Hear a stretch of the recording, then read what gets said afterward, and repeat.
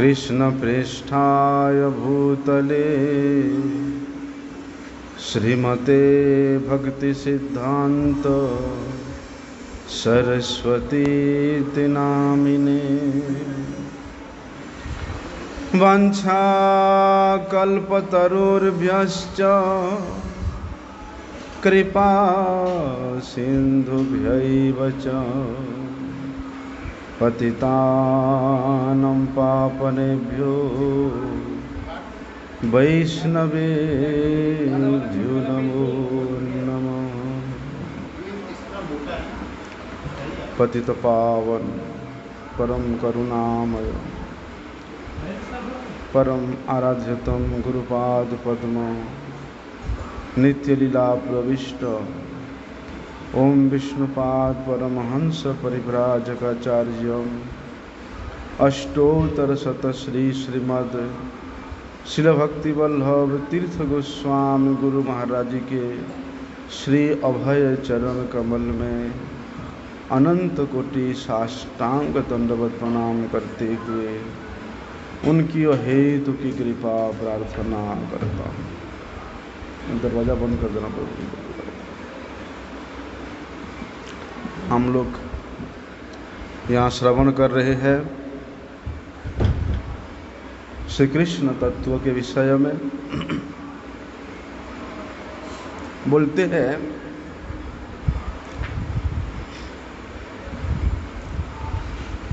देवकी नंदन श्री कृष्ण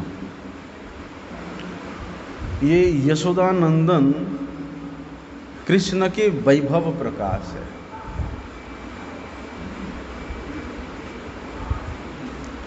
बोलते हैं वे जो देवकी नंदन कृष्ण है, जो नंदनंदन श्री कृष्ण के वैभव प्रकाश है, वे कभी तो द्विभुज स्वरूप में रहते हैं और वे कभी चतुर्भुज स्वरूप में भी प्रकाशित होते हैं। जैसे हम लोगों ने श्रवण करते हैं कि भगवान कंस के कारागार में जब प्रकट हुए थे उस समय वे चतुर्भुज रूप में थे और चारों हाथों में वे शंख चक्र गदगदा पद्म लेकर के प्रकट हुए थे। लेकिन वसुदेव जी कहते हैं, माता देवकी कहती हैं कि भगवान आप इस प्रकार से चतुर्भुज रूप लेकर के यहाँ प्रकट होकर के क्या करते हैं?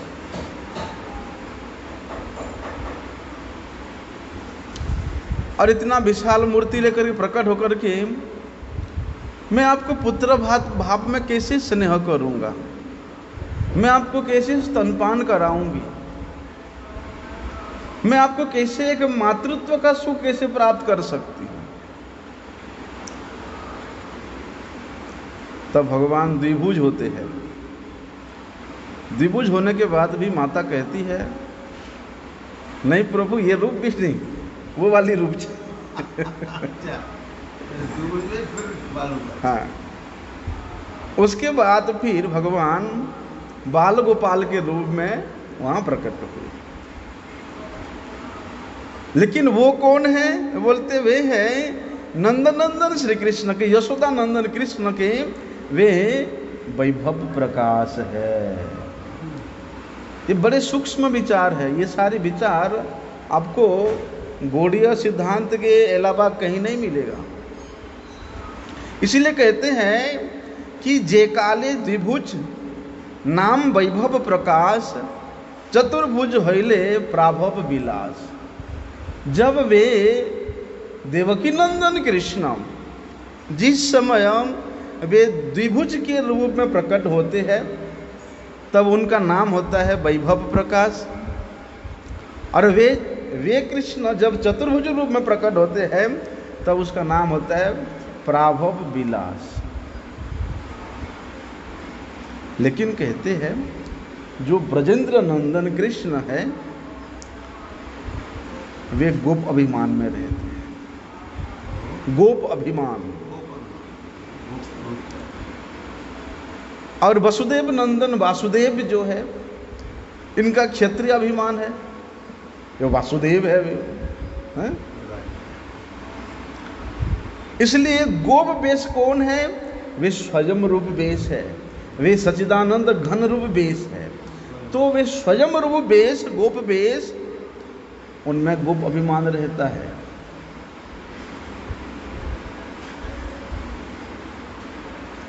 एक बार क्या हुआ, नंद बाबा, यशोदा मैया और ब्रज के जो भी बड़े बड़े गोप थे, वो सबके अंदर में संशय हो गया,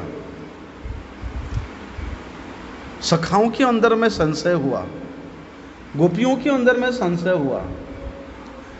अरे ये 7 साल का बालक हमारे मापी है, हमारे जैसा है, हैं?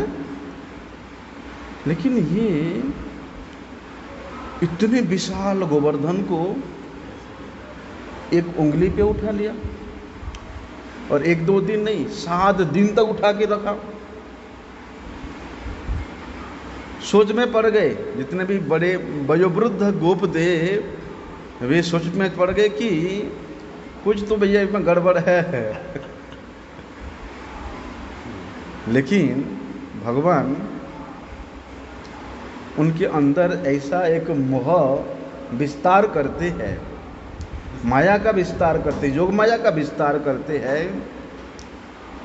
एक क्षण के लिए यद्यपि उन वयोवृद्ध गोप में वो भाव आया भी है, योग माया के प्रभाव से वे भाव तुरंत अपसारित हो जाता है। हाँ, कालिया नाग का जब भगवान मर्दन करते हैं, अरे कालिया हलत का नाम सुनते ही कई लोगों का प्राण वायु उड़ जाता था, और भगवान उस कालिया हलत में कूद के इतना विशाल कालकूट विष से भरे हुए कालिया नाग का दमन करना, ये कोई छोटी बात है?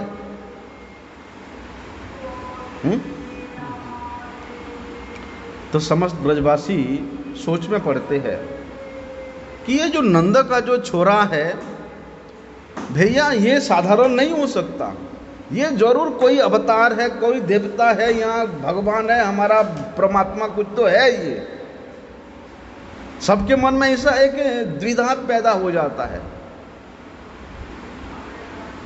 लेकिन भगवान क्या करते हैं, कालिया दमन तो कर दिया, और इतना देर तक जमुना के जल के अंदर में रहे, तो लीला किया भगवान, जैसे ऐसा लीला किया कि जैसे कि वो बहुत ज़्यादा भयभीत है, और उनको इतना ज़्यादा बुखार हो गया है कि उनके पूरे शरीर ऐसे ऐसे ऐसे ठंड के कारण थर रहा है। अब ब्रजवासी लोग सोचती, अरे लाला को बुखार हो गया है, कितना बेचारा डरा हुआ है, चलो चलो इसको गर्म ताप देने से ठीक हो जाएगा। तब वहाँ जमुना के किनारे से सब गोपजन लाला को उठा करके वहाँ लेके आते हैं। 12 आदित्य टीला, आज जहाँ मदन मोहन मंदिर है वे है, वहाँ उसको 12 आदित्य टीला कहते हैं।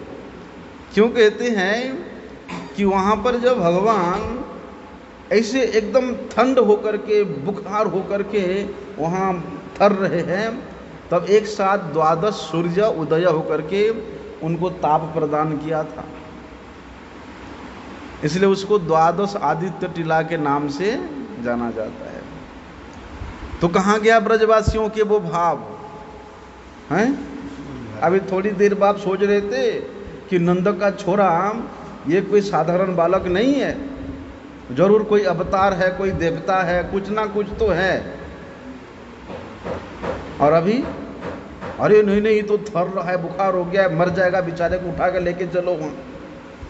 कहाँ गया वो भाव? इसलिए यहाँ पर जो है हमेशा गोप अभिमान रहता है, और वासुदेव श्री कृष्ण उनका क्षत्रिय वेश रहता है, और हमेशा सोचते कि मैं क्षत्रिय हूँ, उनका इसका ज्ञान रहता है। लेकिन कहते हैं वासुदेव श्री कृष्ण की अपेक्षा नंदन कृष्ण इनमें अधिक चमत्कारिता है। ऐसे चमत्कारिता है कि वासुदेव कृष्ण भी नंदन कृष्ण के रूप को देख करके वे भी अधिक उल्लासित हो जाते, आश्चर्यचकित हो जाते हैं। सौंदर्य, ऐश्वर्य, माधुर्य, विदग्ध विलास, ब्रजेंद्र नंदन, यहाँ अधिक उल्लास। वासुदेव नंदन के सौंदर्य, ऐश्वर्य, माधुर्य और वैदग्ध्य की अपेक्षा नंदन कृष्ण के ये जो चार विलास है अधिक उल्लास से युक्त है। इसलिए कहते हैं कि नंदन श्री कृष्ण के माधुर्य को देख करके वासुदेव कृष्ण भी मुग्ध हो जाते हैं, आकृष्ट होते हैं। वहां पर कविराज गोस्वामी जी ने वर्णन किया चरितामृत में कि गोविंदेर माधुरी देखी वासुदेवेर क्षोभ कि गोविंद के, भगवान गोविंद के माधुर्य को देख करके वासुदेव कृष्ण क्षुब्ध हो जाते हैं। केवल क्षुब्ध होते ऐसे नहीं, कहते हैं कि से माधुरी आस्वादिते उपजय लोभ। बोलते हैं कि उस माधुरी को, भगवान गोविंद के नंदन श्री कृष्ण के माधुरी को आस्वादन करने के लिए वसुदेव नंदन कृष्ण, वासुदेव में भी एक लालसा जागृत होता है कि उस रूप को मैं बार बार निहारता रहूं, उस रूप को मैं बार बार आस्वादन करता रहूं। वाई से मथुरा में जब गंधर्व नृत्य हुआ, गंधर्व नृत्य के छल से स्वयं नंदन श्री कृष्ण वहाँ पर अपने संपूर्ण स्वरूप का प्रकट करते हैं और उस गंधर्व नृत्य के माध्यम से श्री कृष्ण के ऐसे माधुर्य रूप को देख करके वहाँ पर बैठे थे वसुदेव नंदन कृष्ण, वो मोहित हो जाते हैं। अरे ये कैसा?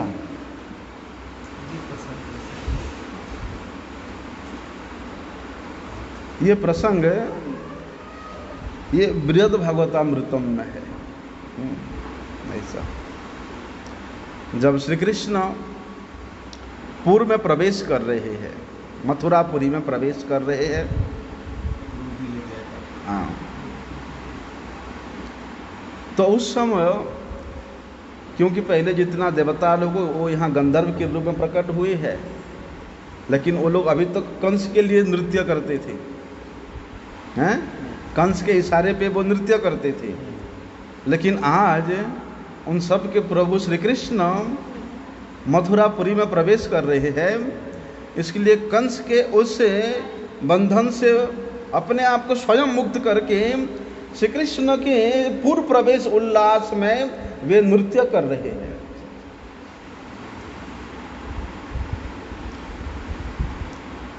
बोलते उन गंधर्वों के मध्य में नंदन श्री कृष्ण स्वयं एक गंधर्व के रूप में प्रकट होकर के वहाँ अपनी ब्रज के गोप रूप में वहाँ नृत्य करते हैं। और इधर मथुरापुरी में प्रवेश करने के बाद भाव तो आ ही गया था श्री कृष्ण का कि हम वसुदेव के पुत्र है, हम देवकी के पुत्र है। लेकिन वहाँ पर उस गोप वेश में उस गंधर्वों से आवृत नृत्य को देख करके वसुदेव नंदन कृष्ण मोहित हो जाते हैं। और ऐसे ही द्वारिका में भी वृंदावन के कृष्ण का चित्र को देख करके उस द्वारिकाधीश कृष्ण भी मोहित हो जाते हैं। ऐसा रूप, इसलिए रूप गोस्वामी जी ने ललित माधव में वर्णना किया है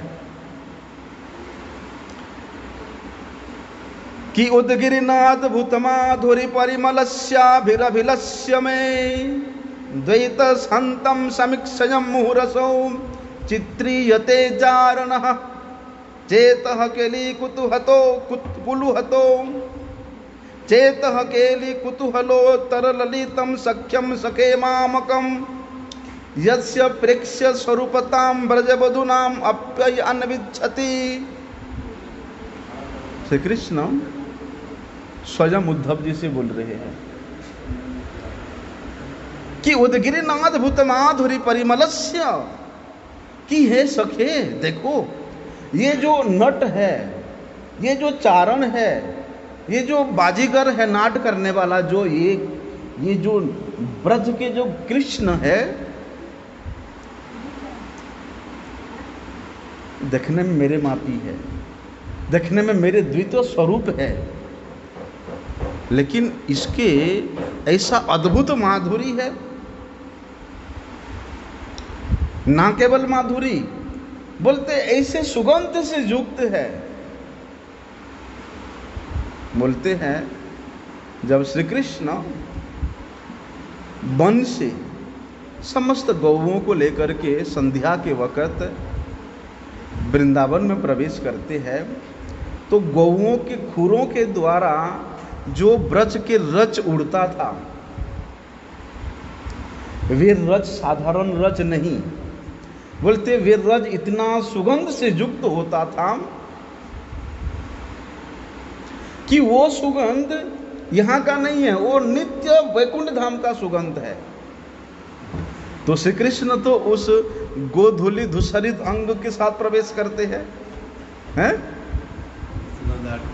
बस बोलते हैं वो सुगंध और वो माधुरी को देख करके श्री कृष्ण वहां पर द्वारिका में उद्धव जी से बता रहे हैं कि उद्धव ऐसा अद्भुत रूप, ऐसा अद्भुत माधुरी, ऐसा अद्भुत सुगंध से युक्त ये गोप लीलाओं, गोपियों के साथ, गोपों के साथ, गौओं के साथ लीला करने का जो एक स्वाभाविक उनका रूप है, बोलते उसके प्रति, उस चित्र के प्रति, वो तो चित्र में देख रहे हैं, उस चित्र के प्रति मेरा मन विशेष आकर्षित हो रहा है।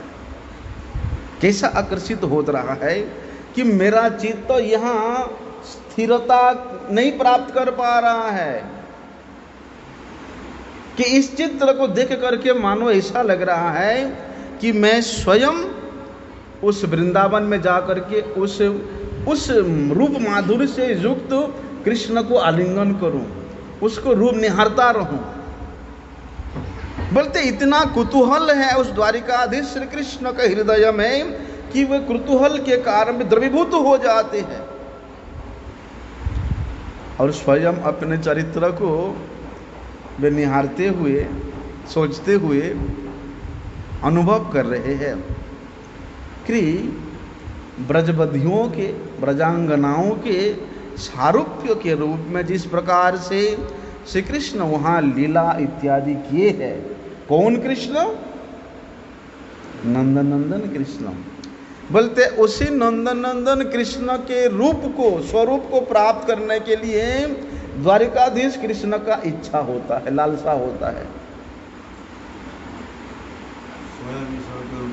हाँ, इसलिए कहते हैं कि उदगिरिनाथ द्रुत माधुरी परिमल बद्धा उदगिर नवर्थित निर्गत अद्भुतया अपूर्वया माधुर्या परिमल सुगंध यस्य तस्य स नंदनंदनस्य द्वितीय मूर्ति दर्शयन, उसके उस मूर्ति को दर्शन करने के लिए किस प्रकार से मुहुर मुहुर, बोलते बार बार दर्शन करने का लालसा मेरे हृदय में जागरित हो रहा है।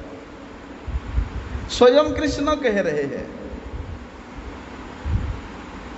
इतना ही नहीं, बोलते हैं कि अपरिकलित पूर्व चमत्, अपरिकल्पित पूर्व कश्चमत्कारकारी स्फुरतु मम गर्यान एष माधुरी पुरः अयम अहम अपि हंत प्रेक्ष्यम तम लुब्ध चेता। सरवसम उपभोक्तुम कामये राधिकेव। श्री कृष्ण कहते हैं वहां पर कि आहा, ऐसा प्रगाढ़ माधुर्य, जहां पर ऐसे चमत्कारिता पूर्ण स्वरूप का प्रकट हो रहा है, उसको सोचते सोचते तो मुझे लगता है कि ये गोप वेशधारी श्याम सुंदर के स्वरूप से और श्रेष्ठ स्वरूप कोई हो ही नहीं सकता। एक बार अपने स्वरूप को देखते हैं, एक बार उस चित्र को देखते हैं श्री कृष्ण, और उस कृष्ण को बोलते हैं बलपूर्वक आलिंगन करने के लिए इच्छा हो रहा है। जिस प्रकार से श्रीमती राधा रानी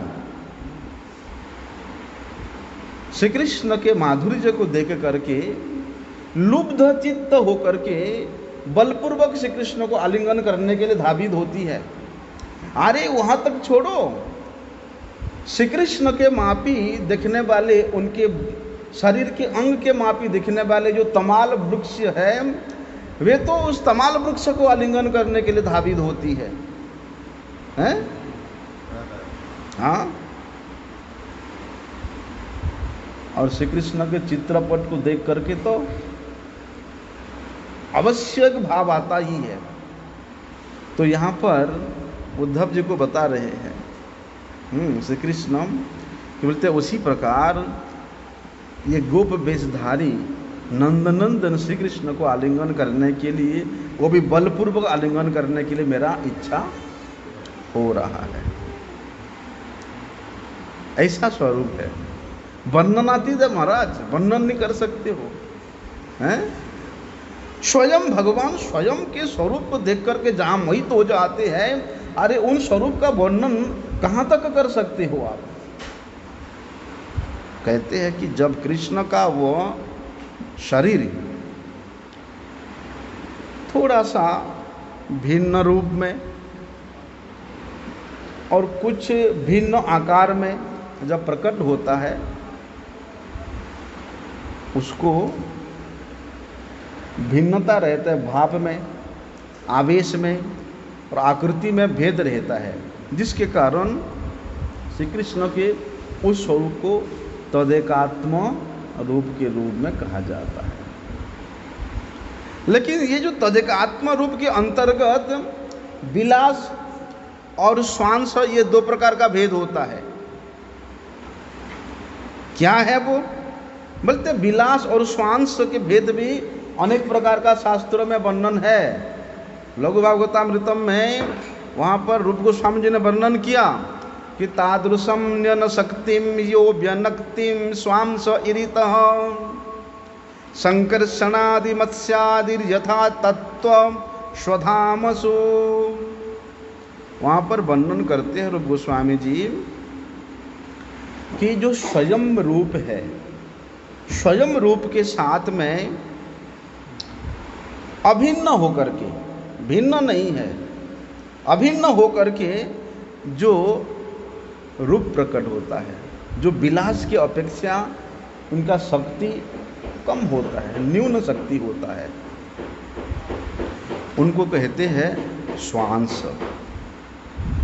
जैसे कि पहले हम लोगों ने श्रवण किया कि अनंत ब्रह्मांड है, अनंत भगवत धाम है,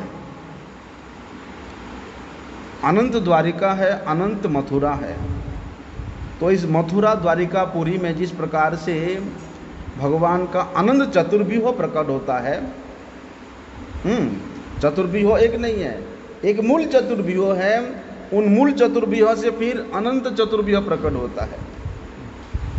बोलते उन चतुर्व्यूहों में से जो संकर्षण जी है वे है स्वांश।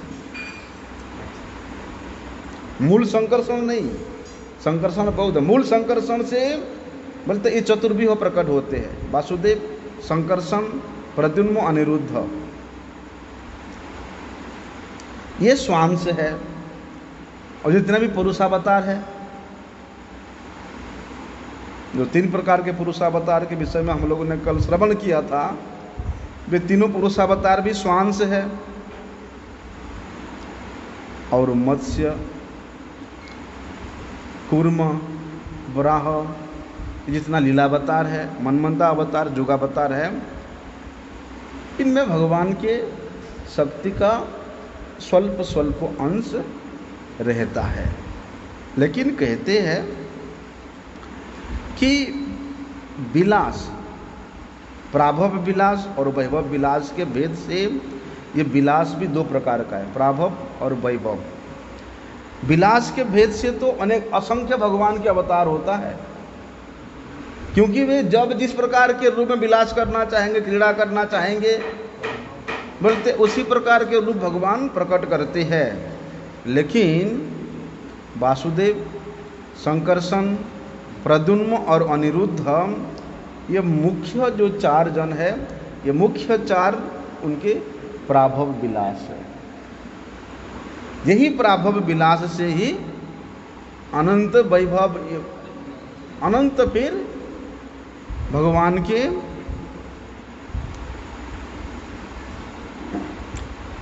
वैभव विलास का प्रकट होता है। प्राभव विलास से अनंत वैभव विलास का प्रकट होता है। इसलिए कहते हैं कि ब्रज में, वृंदावन में बलराम जी का गोप भाव रहता है, और वही बलराम जी जब मथुरा और द्वारिका में रहते हैं तब उनका क्षत्रिय भाव रहता है, क्षत्रिय वेश रहता है, उनका वहाँ पर क्षत्रिय अभिमान रहता है। बोलते कृष्ण से वर्ण में और वेश में वहाँ भेद होने के कारण उनका नाम विलास है। एक ही तत्व है, लेकिन वर्ण और भेष में थोड़ा सा डिफरेंस होने के कारण उनका नाम विलास है, वैभव विलास।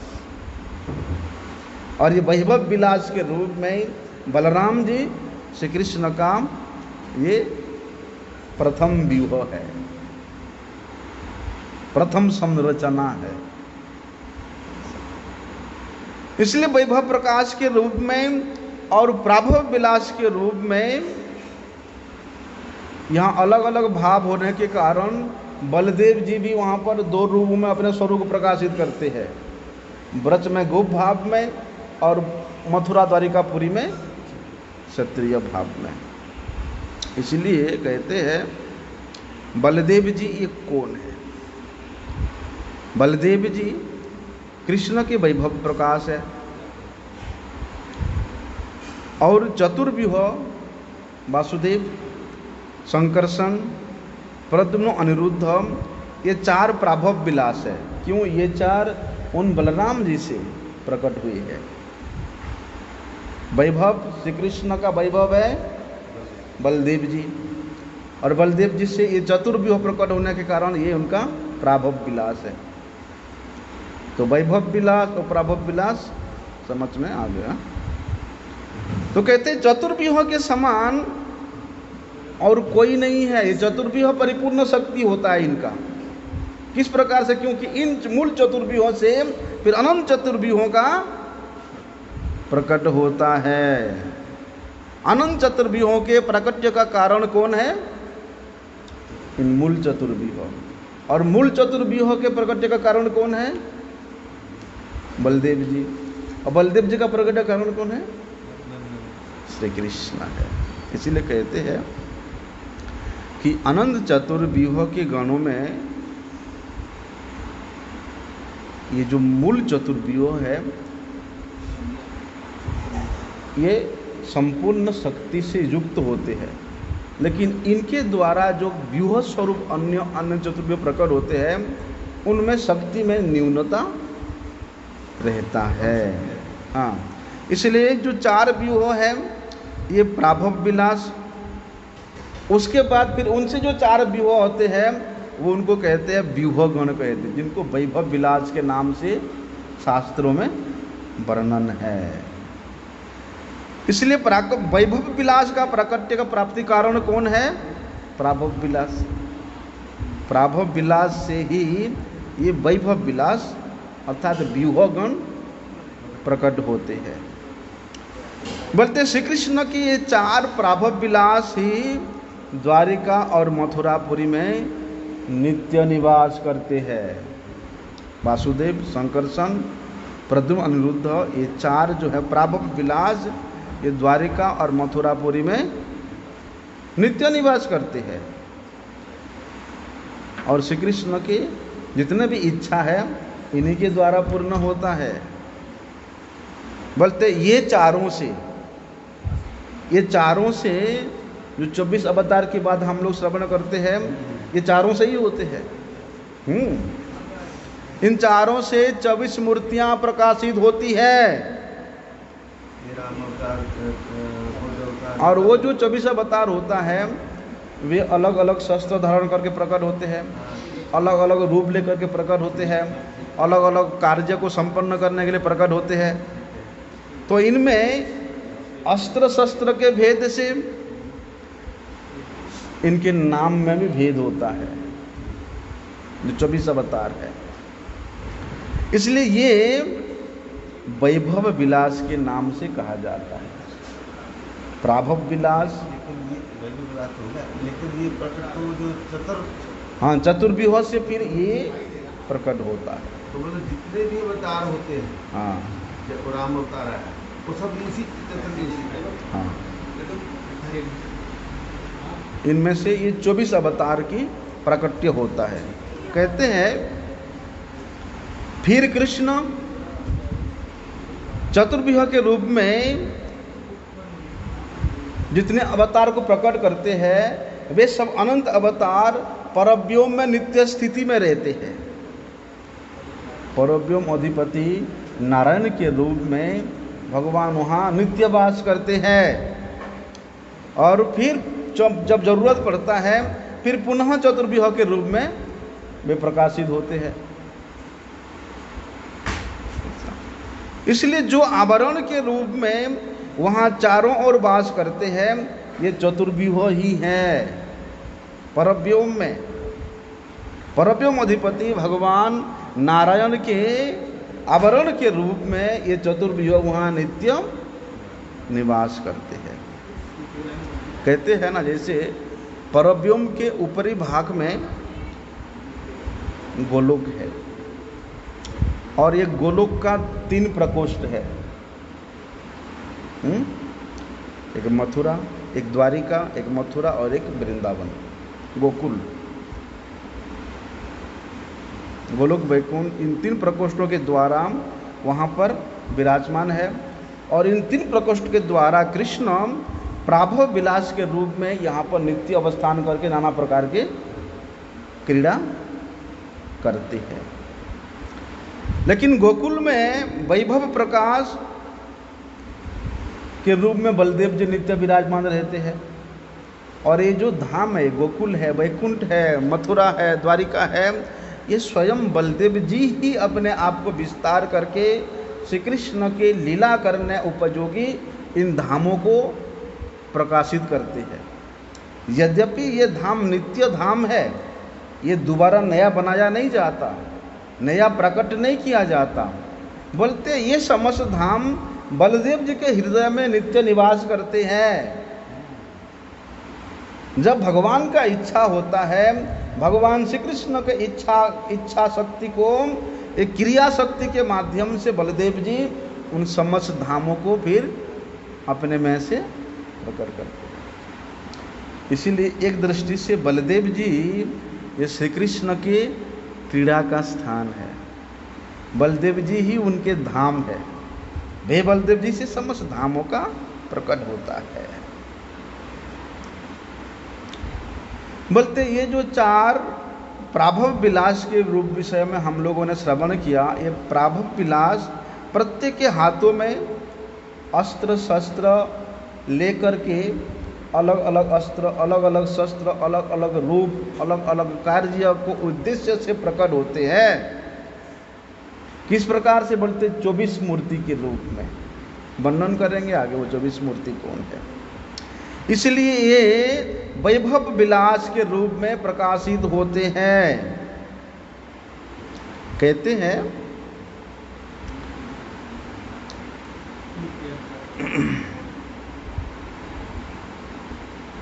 हम लोग द्वादश तिलक लगाते हैं ना, 12 मास का भी जो 12 महीना होता है उनका भी भगवान के नाम से है।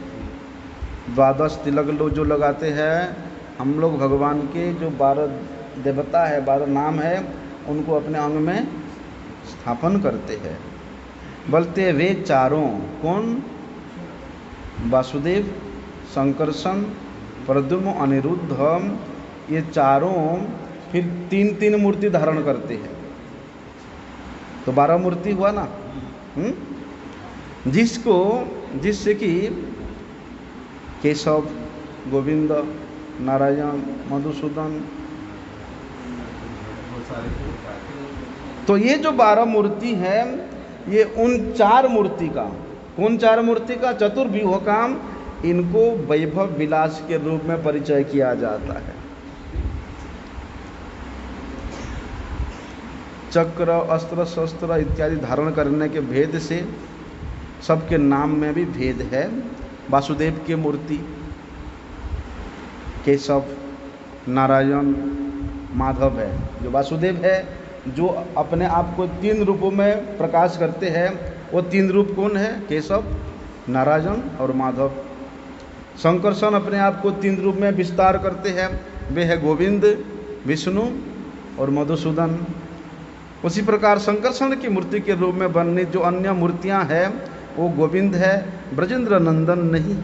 परंतु प्रद्युम्न की मूर्ति भी वहाँ 3 प्रकार से प्रकाशित होते हैं, त्रिविक्रम, वामन और श्रीधर। और अनिरुद्ध भी अपने आप को 3 मूर्ति में प्रकाशित करते हैं, वे है ऋषिकेश, पद्मनाभ और दामोदर। बोलते ये चतुर्व्यूह के जो विलास है, वैभव विलास है, इन वैभव विलास ही 12 नाम धारण करके 12 मास के रूप में अधिष्ठित होते हैं। एक एक मास का एक एक अधिष्ठात्र देवता होता है। हमारे शरीर के एक एक अंग के तिलक का एक एक अधिष्ठात्र देवता होता है। और वो देवता कौन होते हैं? वासुदेव 3 रूप में, संकर्षण 3 नाम में, अनिरुद्ध 3 नाम में और प्रद्युम्न 3 नाम में। वे जो 12 मास का देवता है, 12 मासों में जो मार्गशीर्ष मास है, मार्गशीर्ष मास के जो देवता है कौन है? केशव। पौष मास के देवता है नारायण। माघ मास के देवता है माधव। फाल्गुन मास के देवता है गोविंद। चैत्र मास के देवता है विष्णु। वैशाख मास के देवता है मधुसूदन। ज्येष्ठ मास के देवता अधिष्ठात्र देव है त्रिविक्रम। आषाढ़ मास के अधिष्ठात्र देव है वामन देव। श्रावण के श्रीधर, भाद्र के ऋषिकेश, आश्विन के पद्मनाभ और कार्तिक के दामोदर। तो बोलते इस प्रकार ब्रजेंद्र नंदन कृष्ण ही ये 12 नाम के रूप में अपना वैभव विलास के रूप में विलास करते हैं, क्रीड़ा करते हैं। बोलते उसी प्रकार जो 12 तिलक हम लोग करते हैं, उसके तिलक करने के बाद नाम तिलकों का हम लोग नाम में मंत्र के द्वारा नाम, उनका 12 नाम होते हैं। और आचमन करने के टाइम में भी हम लोग 3 नाम का उच्चारण करते हैं, है ना। बोलते अन्नी पूजा करने के समय में केवल जिस जल का हम लोग स्पर्श करके विधान करते हैं उसको आचमन कहते हैं। समझ में आता है ना। आचमन करने के टाइम में भी हम लोग मंत्र करते हैं। बोलते वैष्णव आचमन क्या है, उसके विषय में सनातन गोस्वामी जी ने बताया कि वैष्णव आचमन किसको कहते हैं। कित्रीपान है केशवम नारायण माधवप्यथ प्रक्षालन द्वयो पांड्यो गोविंदम विष्णु अप्युभौ मधुसूदनमेकं च मार्जने अन्यम त्रिविक्रमम उद्मार्जनेक अप्यधापुर्वामनतराबुभौ प्रक्षालने पुभु पानो ऋषिकेशं च पादयो पद्मनाभं पृच्छन्तो मे मूर्धनो दामोदरं तत वासुदेवमुखे संकर्षणं प्रद्युन्ममित्युभ्यो नासं योर्नेत्रयुगलो अनिरुद्धं समपुरुषोत्तमं अदुक्ष्यसिंहं च कर्णयानम् अभिअच्युतं जनार्दनं च हृदयो उपेन्द्रं मस्तके ततः दक्षिणे तु हरिं वामे कृष्णं यथाभिन्नं वथन चतुर्विधां तमचमेत क्रमतो जपन। आचमन करने से पहले हम लोग भगवान के उन नामों को हमारे तिलक में, उन 12 अंग में स्थापन करते हैं। मतलब ये देवता हमारे इस अंग की रक्षा करे। जब हमारे इन अंगों के द्वारा भगवान को हम लोग स्थापन करते हैं, फिर वे अंग किसी प्रकार के माई के कार्य में नहीं लगता है कि यहाँ पर जब हम भगवान को अधिष्ठित किए हैं तो वो अंग भगवान का है, इसलिए उस अंग के द्वारा क्या करना, भगवान का सेवा करना। यहाँ पर हृदय में हम भगवान के नाम के स्थापित करते हैं, इसलिए हृदय में हमेशा भगवत चिंतन करना। इस प्रकार का विधान है। कहते हैं भगवान श्री कृष्ण के जो प्राभव विलास है वो है वासुदेव इत्यादि चारि जन, और ये चारि जन के जो विलास है वो अनंत विलास है। वासुदेव, अनिरुद्ध, वासुदेव, संकर्षण, प्रद्युम्न, अनिरुद्ध, ये 4 जन कृष्ण के प्राभव विलास है। और इन चारों का विलास बोलते फिर अनंत चतुर्व्यूह के रूप में प्रकाशित होता है। परव्योम धाम में सबका अलग अलग वैकुंठ है। परव्योम में एक वैकुंठ नहीं, अलग अनंत वैकुंठ है। जितने चतुर्व्यूह प्रकट होते हैं उतना वैकुंठ है। और उन वैकुंठों में चारों दिशाओं में क्रमशः बोलते 3-3 24 मूर्तियां हमेशा विराजमान रहती है। भगवान के जो 24 अवतार हैं उस परव्योम में अनंत रूप में हमेशा विराजमान रहते हैं। यद्यपि वे परम व्योम सभी अवतारों का धाम है, सभी अवतारों का नित्य धाम है, फिर भी किसी किसी का अपने अपने धाम के सहित ब्रह्मांड में अधिष्ठान है। जैसे कि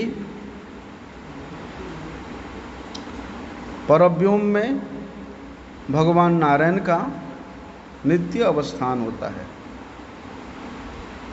और उस परव्योम के ऊपरी भाग में समस्त ऐश्वर्य से परिपूर्ण भगवान का उस कृष्ण लोक है, पूर्ण कृष्ण लोक है।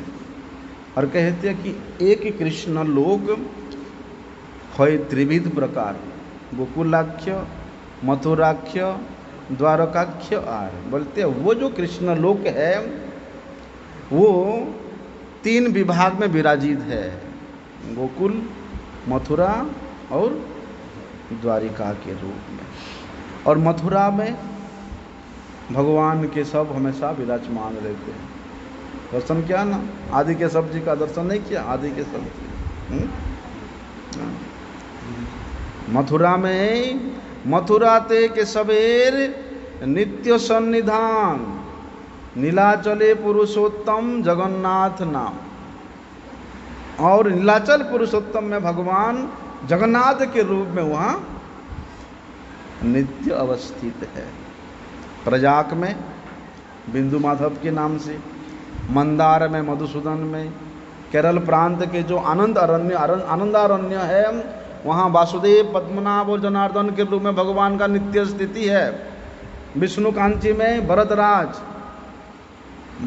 विष्णु के रूप में, और मायापुरी मतलब हरिद्वार में भगवान हरि के नाम से इस प्रकार नित्य विराजमान रहते हैं।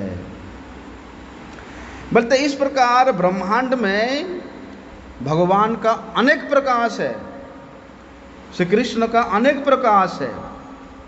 जो 7 द्वीप है और 9 खंड है, 7 द्वीप में और 9 खंड में भगवान का विराजमान होता है। अब ये 7 द्वीप कौन सा है? कहते हैं जम्बू द्वीप, शाक द्वीप, सालमली द्वीप, कुश द्वीप, कुरौंच द्वीप, गोमेद, यहाँ जिसको प्लक्ष द्वीप भी कहा जाता है, पुष्कर, ये 7 द्वीप है। ये 7 द्वीप में और 9 खंड में। 9 खंड क्या है? पहले तो भारत खंड है, भारत खंडे बोलते हैं ना, भारत खंडे आर्यावर्ते हैं। किम पुरुष खंड है, हरिखंड है, कुरुखंड है, हिरण्मय खंड है, रम्यक खंड, इलावृत, भद्रास्प और केतुमाल नाम से ये 9 खंड है। तो भगवान ये 7 द्वीप में और 9 खंड में विलास करते हैं।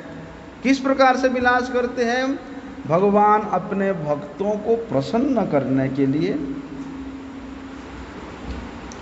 और भक्तों की रक्षा करने के लिए, अधर्म का नाश करने के लिए, धर्म को संस्थापित करने के लिए भगवान ये समस्त स्थानों में, ये समस्त द्वीपों में, इस समस्त खंडों में भगवान प्रकाशित होते हैं, अवतरित होते हैं।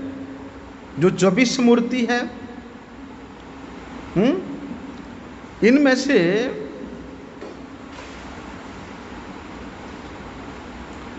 यहाँ मध्य कारो होए अवतारे गणन जैसे विष्णु, त्रिविक्रम, नृसिंह वामन। इनमें से विष्णु, त्रिविक्रम, नृसिंह वामन, वो 24 मूर्ति में से, वो 12 मूर्ति में से, जो 12 भगवान के अधिष्ठान का हम लोगों ने श्रवण किया, वो 12 मूर्ति में से विष्णु, त्रिविक्रम, नृसिंह और वामन, ये किसी किसी अवतारों में भी इनका गिनती होती है। लेकिन अन्य जितने अवतार हैं, अस्त्र आदि धारण करने के भेद से उनका अवतार भी उसी नाम के अनुसार होता है। इसलिए वहाँ पर श्रीमन महाप्रभु जी कहते हैं, सनातन, ये तो मैंने तुमको उस चक्रपाणी भगवान नंदन नंदन श्री कृष्ण के काय व्यूह का वर्णन किया। लेकिन उन भगवान के जिस प्रकार से 24 मूर्ति के बारे में शास्त्र में वर्णन है, सिद्धार्थ संहिता में 24 मूर्ति का नाम बताया है, और वे 24 मूर्ति इस प्रकार है: वासुदेव, संकर्षण, प्रद्युम्न, अनिरुद्ध, केशव, नारायण, माधव, गोविंद, विष्णु, मधुसूदन, त्रिविक्रम, वामन, श्रीधर, ऋषिकेश, पद्मनाभ, दामोदर, पुरुषोत्तम, अच्युत, नृसिंह, जनार्दन, हरि, कृष्ण, अदोक्षज, उपेंद्र। इस प्रकार 24 मूर्ति का नाम है। कहते हैं कि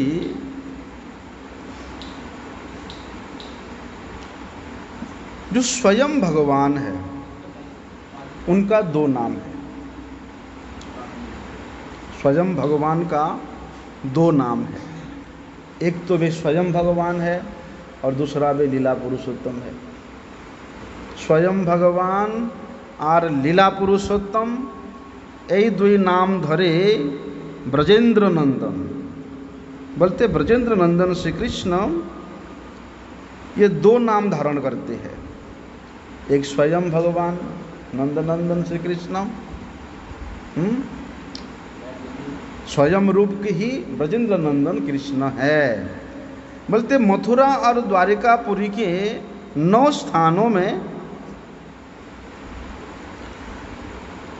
नवव्यूह के रूप में भगवान के 9 मूर्तियों का आवरण प्रकाशित होता है।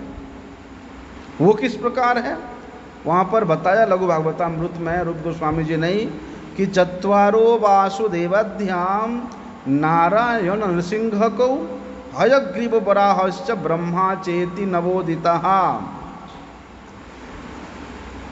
जो चतुर्व्यूह है, वासुदेव, संकर्षण, प्रद्युम्न, अनिरुद्ध, ये 4 जन, नारायण, नृसिंह, हयग्रीव, वराह और ब्रह्मा, ये 9 जन क्या है? बोलते वासुदेवाद्य, ये 9 जनों के द्वारा भगवान विलास करते हैं। किस प्रकार के नवव्यूह के रूप में विलास करते हैं?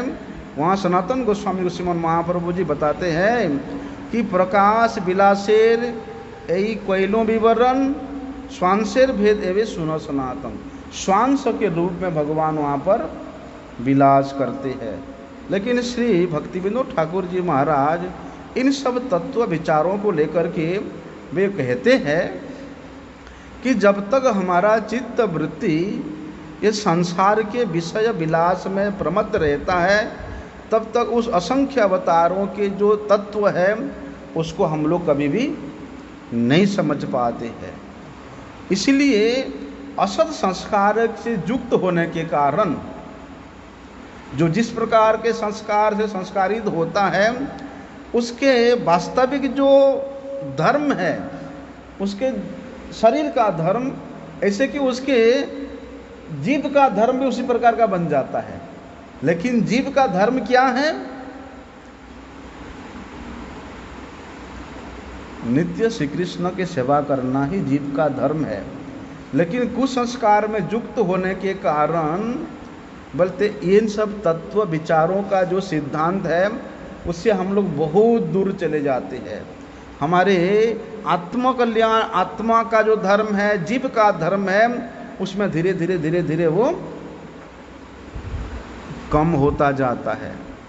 अगर हम साधु संग करेंगे, साधुओं के मुख से भगवत कथा श्रवण करते रहेंगे, तो आत्म धर्म की वृत्ति भी उतना ही बढ़ता जाएगा।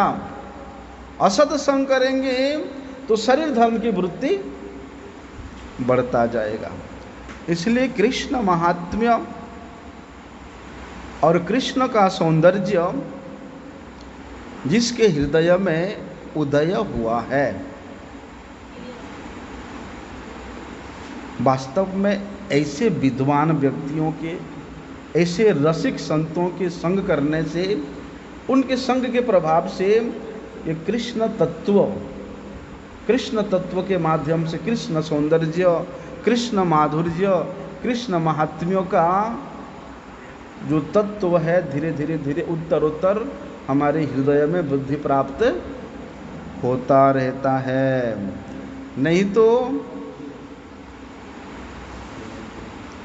जो संत लोग, संत के नाम से है, कितने प्रकार के शैव है, शाक्त्य है, बहुत संत है,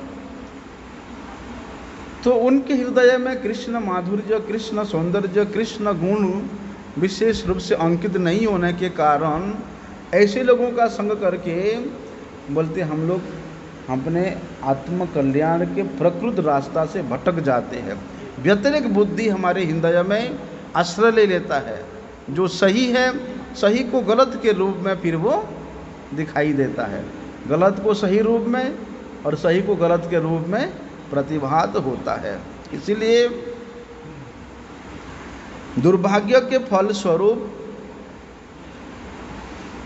इस प्राकृत जगत के विज्ञान से जो लोग अधिक उन्नत अपने आप को समझते हैं, वे अप्राकृत जगत के विज्ञान से, अप्राकृत राज्य के उस तत्व से श्री कृष्ण तत्व को जानने में वो हमेशा दूर रह जाते हैं। उस अप्राकृत राज्य में प्रवेश करने का अधिकार से वो लोग वंचित हो जाते हैं। लेकिन भगवान श्री कृष्ण तो अनादि है, वे अनंत है। उस अनादि अनंत भगवान श्री कृष्ण के तत्व को, उनके गुण महिमा को अगर हम लोग निष्कपट रूप से जो इस प्रकार के तत्व को जानने वाला तात्विक है उनके मुख से श्रवण करेंगे, तब जाके हम लोग समझ पाएंगे। नहीं तो भगवान बोलते हैं गोलोकपति है। गोलोक का कहाँ स्थिति अभी हम लोगों ने श्रवण किया कि गोलोक सर्वोच्च लोक है, सबसे श्रेष्ठ लोक है ना। बल्कि उस सर्वोच्च लोक में भगवान स्वेच्छा से वहाँ पर अनेक प्रकार के लीला करते हैं। उनको फिर इस जगत में अवतार लेने की क्या आवश्यकता है, हैं? इस सौर जगत में वे अपने आप को इसलिए अवतरित कराते हैं, जैसे कि भगवत गीता में भगवान वो बात को बताए हैं, यदा यदा ही धर्मस्य ग्लानिर्भवति भारत। तो जीवों को शुद्ध धर्म का आचरण कराने के लिए वे स्वयं शुद्ध धर्म विचरण करते अवतरित होकर के। भगवान की अवतार लेने का एक ही उद्देश्य है कि आपने आचरित धर्म सिखामु सवारे यद यद आचरति श्रेष्ठ तत्त एवैतरो जना, कि मैं स्वयं श्रेष्ठ धर्म विचरण करके, श्रेष्ठ धर्म का आचरण करके, श्रेष्ठ धर्म में स्थित होकर के मैं स्वयं इन जगत के जीवों को सिखाऊंगा कि धर्म क्या है। क्योंकि धर्म का आचरण किए बिना कोई भी इस संसार से मुक्ति प्राप्त नहीं कर सकता। मुक्ति मतलब भगवत सेवा नहीं प्राप्त कर सकता। इसलिए श्री कृष्ण इस जगत के करुण जीवों के दुख दुर्दशा को देख करके उनको अपनी नित्य सेवा में लगाने के लिए, नित्य धाम में ले जाने के लिए वे स्वयं यहाँ अवतरित होते हैं, अवतार लेते हैं। बल्कि ये जो हम लोगों ने श्री कृष्ण तत्व के विषय में श्रवण कर रहे हैं, श्री कृष्ण लीला के विषय में हम लोग श्रवण कर रहे हैं, ये अशुद्ध आत्मा की वृत्ति नहीं है। जहाँ पर आत्मा विशुद्धि को प्राप्त करता है, शुद्धता को प्राप्त करता है, बल्कि उस शुद्ध आत्मा में, शुद्ध हृदय में ये समस्त तत्व रेखांकित हो जाता है, अंकित हो जाता है। जिसका हृदय अशुद्ध है, अशुद्ध हृदय मतलब बोलते इस हृदय का शुद्ध होने का सिर्फ एक ही कारण, उपाय है, वो है कृष्ण कथा। कृष्ण कथा हम लोग जितना श्रवण करेंगे हमारे ये हृदय उतना ही परिशुद्ध होगा। संसार के कथा जितना हम लोग श्रवण करेंगे ये उतना ही अशुद्ध होगा। इसलिए कृष्ण कथा कृष्ण भक्त के मुख से श्रवण करते करते ये सिद्ध हृदय में जब वो कृष्ण लीला, कृष्ण तत्व को हम लोग श्रवण करते हैं, बोलते ये श्रवण करते करते समाधि लग जाता है, और वो समाधि में ही श्री कृष्ण तत्व का अनुभव होता है। हाँ, श्री कृष्ण का दर्शन होता है। इसलिए कहते हैं ये साधारण चक्षु के द्वारा, इन साधारण आँखों के द्वारा हम लोग उस भगवान के स्वरूप को कभी भी नहीं देख सकते हैं। प्राकृत चक्षु में भगवत रूप अनुभव करना, उपलब्ध करना असंभव है।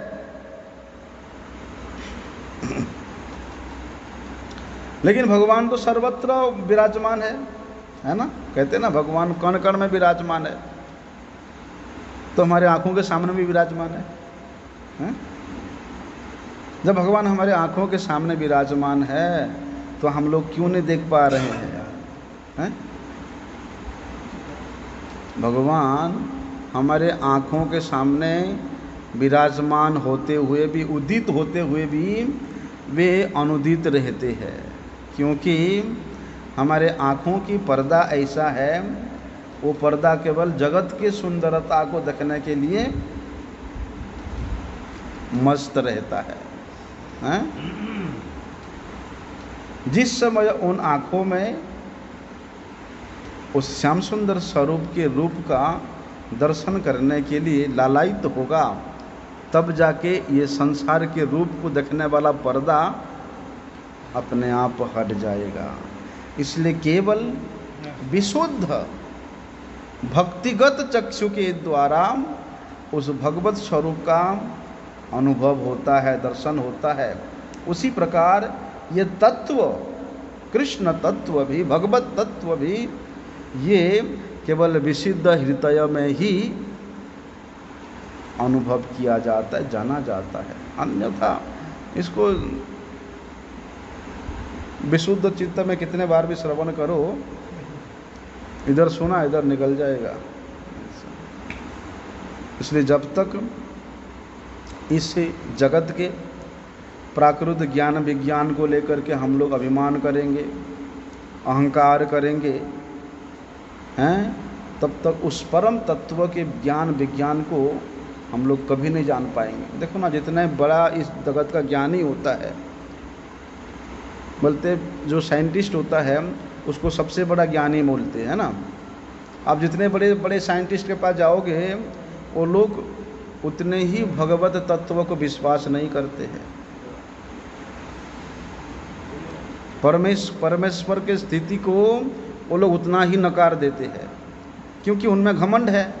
इस प्राकृत जगत के ज्ञान विज्ञान अहंकार को लेकर के वो लोग घमंडित अहंकारित होने के कारण उस परम तत्व के प्रति उनका चित्त कभी भी धावित नहीं होता है। तब तक वे लोग उस तत्व से दूर रहते हैं, वंचित रहते हैं। लेकिन कहते हैं ये तत्व को जाने बिना भक्ति राज्य में प्रवेश नहीं हो सकता है। अरे जो भगवान के त्रिपुरुषावतार है, ये त्रिपुरुषावतार के तत्व को भी कोई अगर समझ लेना ठीक से, उसको वैकुंठ की प्राप्ति हो जाती है।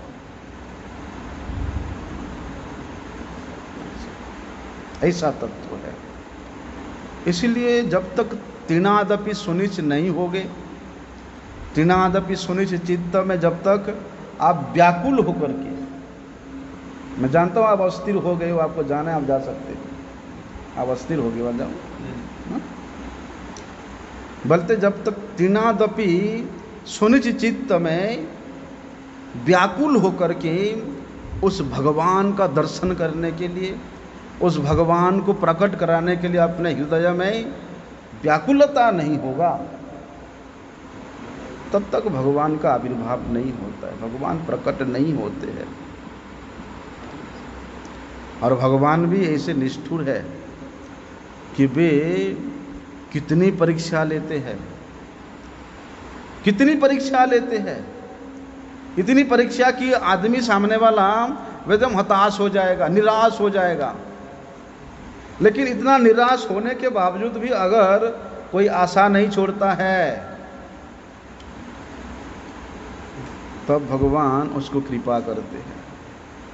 हाँ, हम लोग क्या करते हैं, अरे मैं इतना भजन साधन कर रहा हूँ, इतना त्याग किया, वैराग्य का है मैंने आचरण किया, कुछ तो मिला नहीं, छोड़ो अब जाके संसार करते हैं। ऐसा भी स्थिति आता है।